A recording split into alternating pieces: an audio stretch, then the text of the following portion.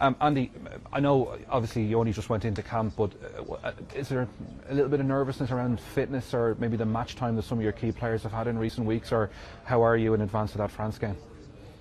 We'll be fine. In fact, as of speaking this morning, I've not been into camp yet, so there's medical updates after this weekend, and you know, we'll all roll in together after lunch, hopefully.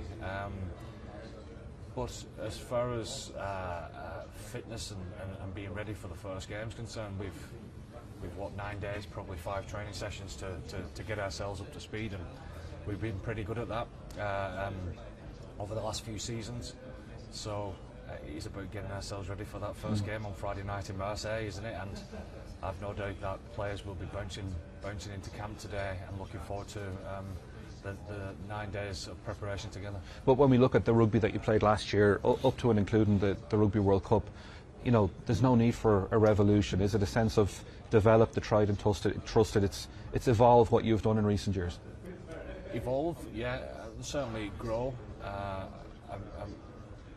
not talking about tinkering too much, but growing, and not just as a team with our plan, but also as individuals within that. I mean, you know, over the last couple of years, we've capped a lot of players with players that missed out in the World Cup, that are still young as far as their international career is concerned.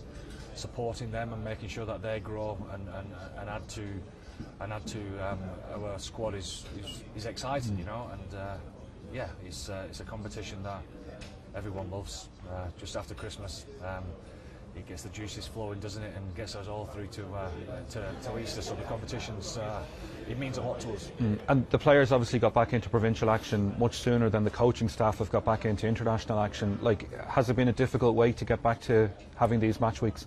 No, we keep ourselves busy. I suppose you know, it's been well documented that when the players get back together, they start to feel better because there's more people like them that's been through the same, and they get in with the next point of call as far as the games are concerned, etc. And we do the same as coaches. We give ourselves a bit of time to digest everything, and then we get back together and thrash it all out and come up with a plan and move on. That first week is going to be something else. Like, it's a great challenge to go to France and try and take on a team with whom you've had such great battles over the last couple of years. Yeah, if you can't get excited about that, you're in the wrong place. I mean, it's the game that everyone wanted to see anyway within the World Cup. The fact that it's in Marseille adds a little bit of spice. It's a fantastic venue, fantastic ground as far as the atmosphere is concerned.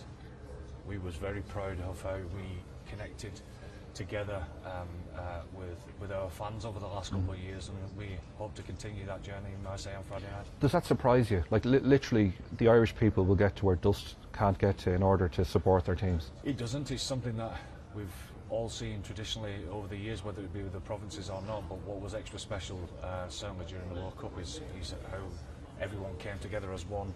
And I mean as one, as in fans and team alike, you know. So we look forward to continuing that on.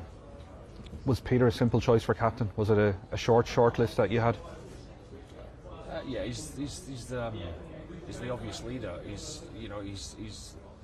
one of those people, and there's not many of them about. So I suppose you can learn by being comfortable in your own skin and being authentic as a leader. Where if a person walks in the room, it makes it feel right. You know, he's one of those people, but at the same time, he's going to help grow the leadership group that has already grown over the last 2 years. But he'll continue to grow that group as well. Can you understand the fixation on the fact that the Ireland captain is now not centrally contracted, or can you understand how that's even something people are talking about? Well, of course, because it's a story, isn't it? And I'm sure that things will get sorted along the way. Has it been a frantic couple of weeks for you, just with the lines and everything else? I'm sure your phone has been hopping, has it? No.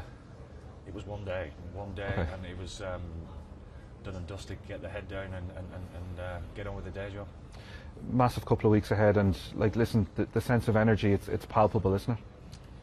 It is. It's going to be great. Can't wait to get into camp this afternoon and see everyone and get the show back on the road. Do you channel the fact that we're defending champions, or is that consigned to history at this stage?